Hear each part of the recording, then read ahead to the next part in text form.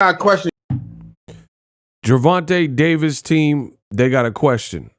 They want to know where Devin Haney versus Regis Prograis numbers are at. How come they haven't been officially released? This is the question. Roll the clip. Coach Calvin, before we get into the rest of the stuff, let me ask you this question, Coach Calvin. Go ahead. Talk to me. And the people keep asking about this $20 million offer, but I want to ask you this. Oh, let me ask my question, Coach. I gotta ask you. I gotta do it. If Bill Haney is running DHP Promotions, he sees the pay-per-view numbers. Am I correct? Mm-hmm. So if Leonard Ellerbe is putting out false pay-per-view numbers, he don't have to tell Leonard Ellerbe to release the numbers. He can do it his damn self. Am I correct? Mm-hmm. So if that 50K wasn't accurate, Bill Haney could just say, boom, these are the real numbers. But if them numbers are low, he can't do it. Am I correct? Hey, I'm going to say this like this. Who's the only one disputing them numbers? Bill Haney. You notice nobody else that's from that level said anything, did they? Nope. Questions done. You got to remember. Listen, you got to remember, I knew that before they even knew that, remember? Right. So for insurance, my man sit there and say, I'm going to let the world know. And look, he's part of that team.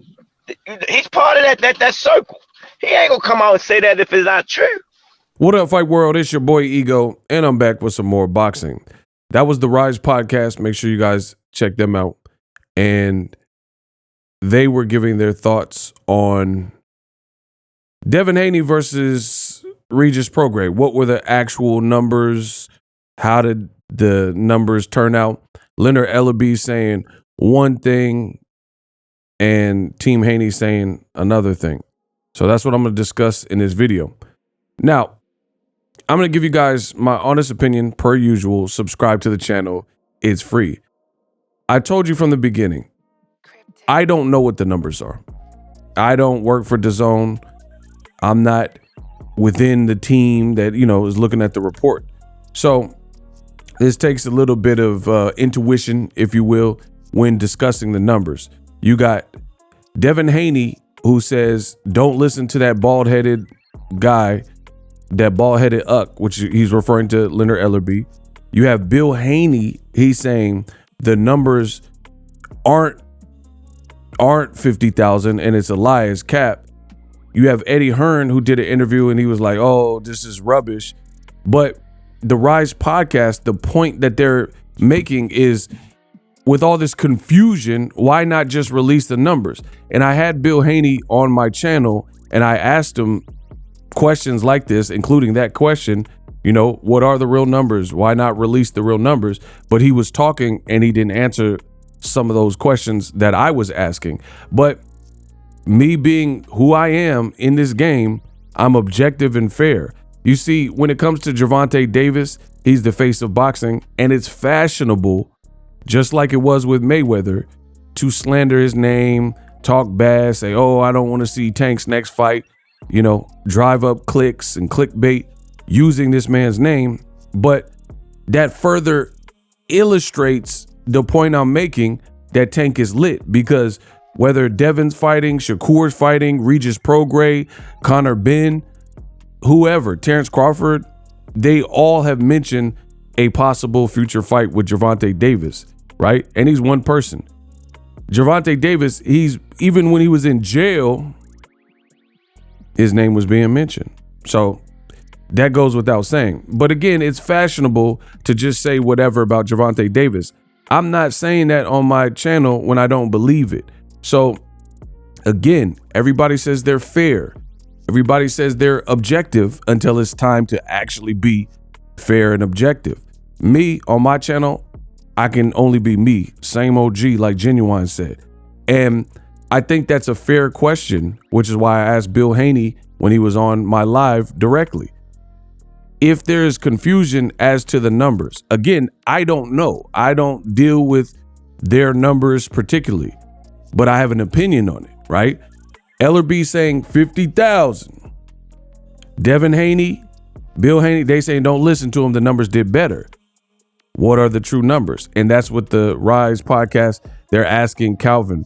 Calvin Ford, you heard his response. He's saying, yo, Leonard Ellerbe is connected in boxing circles because people, I've seen the comments. People are saying, oh, Leonard Ellerbe had nothing to do with the promotion. How does he know the numbers?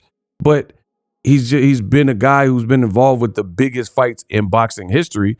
So I'm sure at that level, you know, whether you're De La Hoya or Leonard Ellerbe, people chatter. Boxing is a niche community. It's not the biggest sport. So people talk, right? You have connections, whether you're going to release it or not. So the Rise podcast, they're asking Bill Haney, instead of saying, Leonard Ellerbe, reveal your sources and release the true number, you know, Bill telling Leonard Ellerbe to tell us how you got to that number. The Rise podcast is countering and saying, if you are in charge of DHP Promotions and you know the true numbers, then why don't you release the numbers? And that's where we're at. And I understand boxing. I understand my voice in the sport. At the end of the day, people have already picked sides. They treat it like a turf war, and they've already picked sides, and they're going to believe whatever they want to believe. And, you know, that's fine to you. But for me, I think it's a solid question. And again, if we're being realistic, I look at both arguments and what is being said. I think that's a realistic ask, is where are the numbers, you know? And so far we haven't got it. And it makes you think, if the numbers were spectacular, then why not just come out and say, hey, these are the numbers. It did 200,000, 150,000, like an accurate number, right? And again, to further illustrate what I'm saying and to prove my point, you got people who are putting out the notion the 50,000 is cap. But again, we don't have the real numbers. Like if it's cap, what are the real numbers? Beyond that, when we're looking at this situation with Gervonta Davis, you have people questioning Tank Davis's numbers, right? Saying, oh, how do you know Tank's numbers are true? When they say Ryan Garcia and Tank did 1.3, 1.2 million, how do we know it's true? I mean, if we're going to go that route, then you can't omit Devin Haney or any other fighter. How do we know Canelo Alvarez's numbers are true?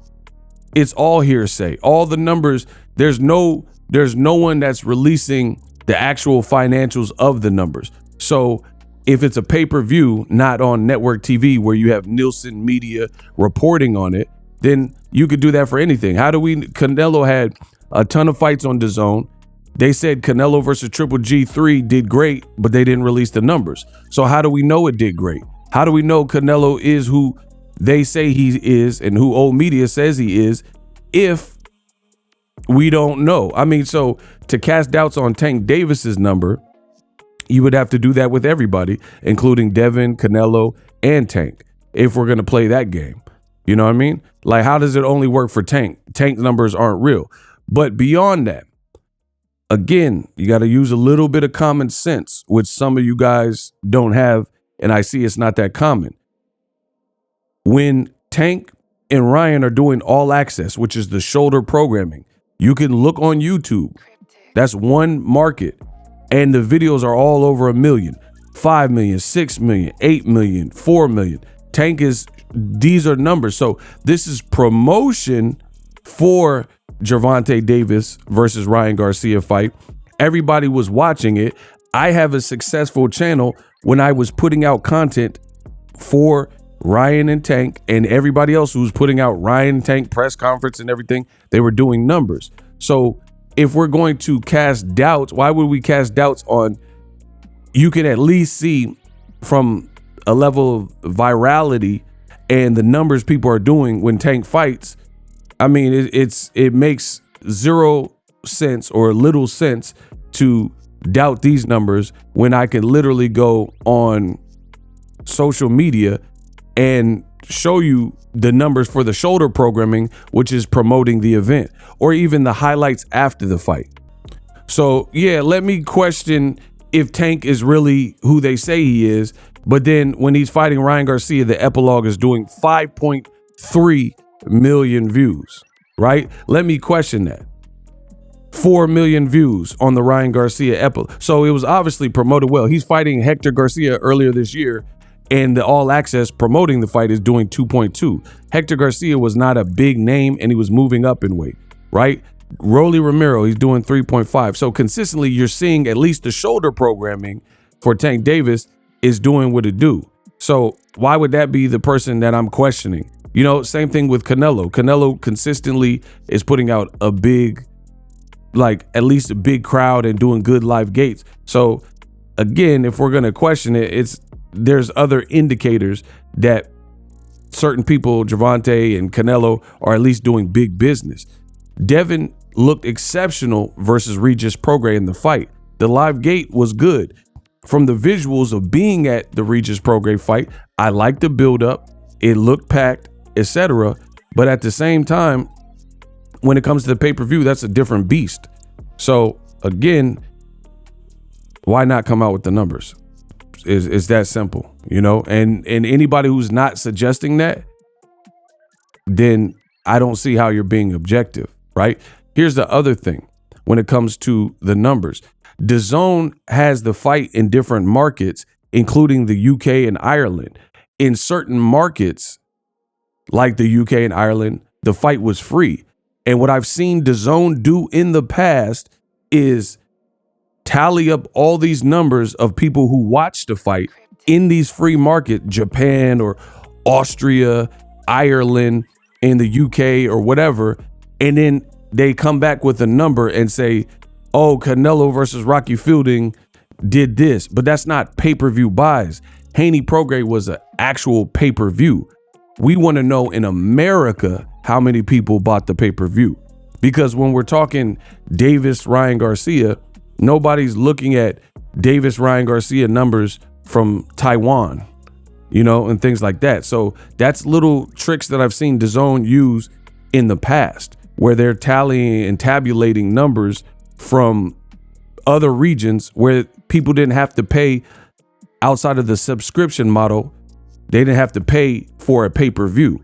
We want to know how many pay-per-view sales, right? It's not about the money no more. So that's the questions that remain. And again, if anybody's realistically, if anybody's looking at this objectively, I think these questions are fair that are being presented by the Rise podcast. These are definitely fair questions. Where are the true numbers to the Haney? And you have to understand, Devin, his profile is building and bubbling. But Regis Prograis, he was coming off a bad performance. People still thought he was a threat, so I'm not taking away from the win. However, it's not like he was the biggest name in all of sports. So Devin had to pretty much carry the weight, and they did do a great job of building the fight. And I find it hilarious when I speak the truth. You have some who just get it, and I appreciate y'all. But others, they say, oh, you're on TMT's payroll, Tank's paying you, and all this goofy stuff. But they refuse to answer the questions that I'm posing. Like, why not just put out the numbers? So all that stuff is in one ear, out the other. I don't care about none of that unless you're going to put the answer to the questions. In America, how many sales did the pay-per-view do? And in closing, Ego, final thoughts. This is what I would say. If we know Tank is the A side and it's perceived that the pay-per-view sales are what they were, right? Then you would be a fool to think that here's what I'm saying. You would be a fool to think that Tank's team would just go for anything when they're saying the numbers are 50,000. So if they're saying that the numbers weren't, these are the numbers, and I understand it's being denied by Team Haney and let's say Eddie Hearn, but this is what they believe your value is, and that's what they're putting out, then it's going to create even more of a disparity in terms of an A side, because this with their valuation. You think you're going to go to like PBC and offer a deal as the B side, and they think your numbers are what they're saying they think they are, then that's not going to, you know what they say, perception is reality, is I guess what I'm trying to say. Perception is reality. So if they're perceiving this is how the event did, then that's what they're gonna. I don't know who this is. I'm so sorry. What is this? I don't even know. If y'all know who that is, please let me know in the comment section. I have no idea who that was. That threw me off. I ain't gonna front. This is a freestyle video. But anyway, the perception is reality. So if they're saying that they have sources and this are your numbers, that's what they're gonna hold you to. Point blank, period. And the only way to clear this up is to actually release the numbers. That's how I see it. So Gervonta Davis remains the A side, like I've been telling you. And at the end of the day, if it's not, then put out the real numbers. I think that's definitely something fair to consider. And I also see there's people in the comment section, they're saying like, oh, Tank didn't care about Hector Luis Garcia's pay-per-view numbers. He had never been a pay-per-view star. Yeah, but he's also a guy who's accepting his role as the B-side. And he's a guy who's an in-house fight, so it's easier to make because he just wants the opportunity. Hector Luis Garcia, this is why people, you got to watch who you listen to in this game of boxing, because some of the stuff and the arguments aren't making sense. Hector Luis Garcia knows his role. That's why he moved up from a lower division where he was champion and moved up to fight Gervonta Davis at his weight. So that's showing a guy who understands his role as the B-side and is showing you that he realizes he's the B-side and that he has to make the concession of moving up. However, Devin was on radio shows and podcasts and stuff, and he outlined that he will not fight at a catchweight, he will not fight under 140, and he will not fight without a rehydration clause. Completely different scenario.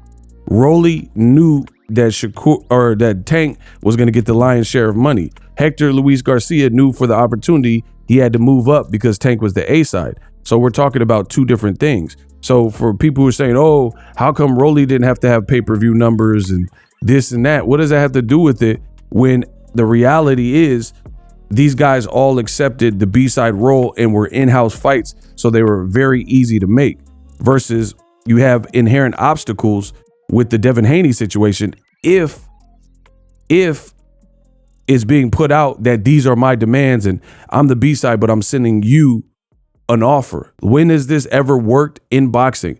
So again, I am not holding my breath for this fight to happen next. You guys can play games, you guys can clickbait, and you guys can say, oh, you don't know, but we'll see what happens next. I know what I know, and I said what I said. Subscribe.